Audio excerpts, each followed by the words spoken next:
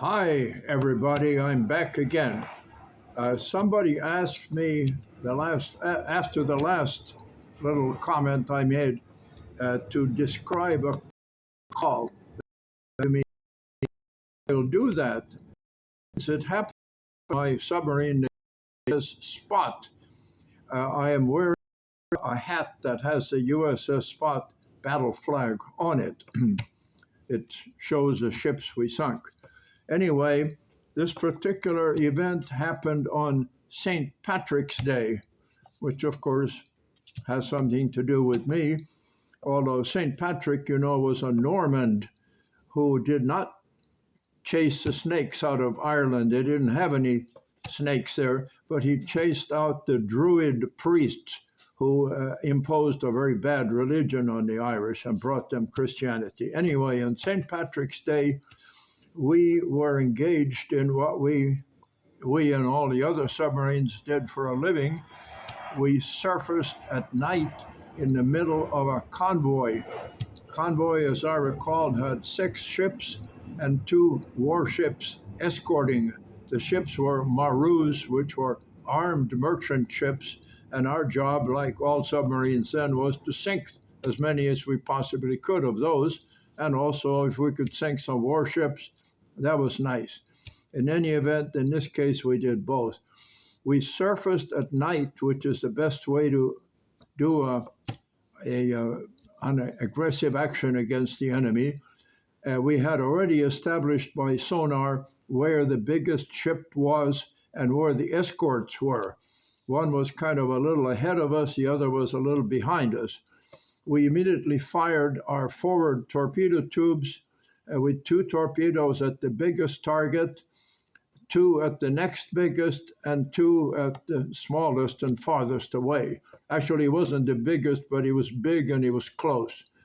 So having done that, we waited for an explosion, but before the explosion, one of the enemy warships fired a green Very shell, which was a star shell emitting green light. That told all the ships to scatter, that there was a submarine in their midst, which of course there was.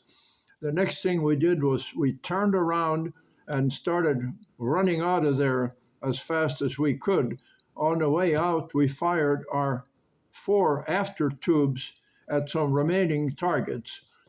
We heard one big hit from the forward tubes, and then we eventually heard a hit from the after tubes, but we're not sure that that one resulted in a sinking. The first one did.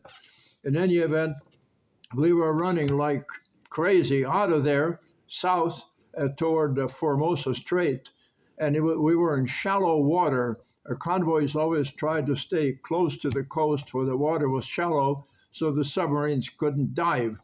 Well, it was too shallow for us to dive, so we were on the surface. We were making 21 knots, but the escort was probably making 24. It was gaining on us, and as it broke, we were after midnight. We were there probably about 2 a.m. It was getting close to us. The sun was following, and we started shooting each other. He had 2 7-inch guns with range and our 5 caliber gun. But we were shooting at each other. We apparently got a lucky hit on him below the water line, got some lucky hits on us. One disabled our 5-inch gun, wounded one of the people, 2 people on it. One got splinters in his spinal area, had to be operated on. The other one was knocked against the gun and all of his front teeth came out. So we secured that gun. The gun also jammed. Now we had only 40 millimeter guns. However, we had luckily hit the base of his forward gun, so he was not able to shoot with that gun. He therefore made the choice to ram us because we were still on the surface. He knew we would eventually try to dive, so he was coming to ram us, and we were still shooting at each other. His 40 millimeter gun hit our 40 millimeter pointer that's up and down trainer is around. And he lost his foot, and we had to bring him down. He was bleeding like crazy, and we were slipping in his blood. In any event, when we got him down, we dove, even though we were in too shallow water. We went into the mud in the bottom of the ocean. By this time, he was so close that I was able to see through binoculars that Japanese sailors wore green uniforms with baseball hats. Well, anyway, we dove, and he must have missed us by inches. It sounded like a train going over a bridge. So we plowed into the mud. He assumed that we would try to go seaward to get into deeper water, but instead we kept going straight ahead. So he dropped his depth charges. He just missed us. If he had known we were going straight, he would have killed us with his depth charges. Anyway, he dropped about 6 depth charges, and then he gave up. We think it's because he knew he was sinking, and he eventually did sink. Then, by that time, the other escort caught up with us. We were then in the Formosa Strait, and we got into the shipping lanes, which was the deepest part of Formosa Strait, which is very shallow. As we proceeded through there, we heard a strange sound.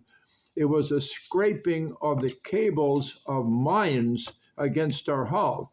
Now, if one of those had snagged on some portion of our submarine, I wouldn't be here. In any event, we finally made it out of there, and one of our engines was out of commission. We had leaks, we had all kinds of problems, but we made our way back to Midway, and that was the end of the patrol. It was much later that we found out we actually had sunk that first escort, which was a W-17, an armed mine layer fitted out specially for anti-submarine duty.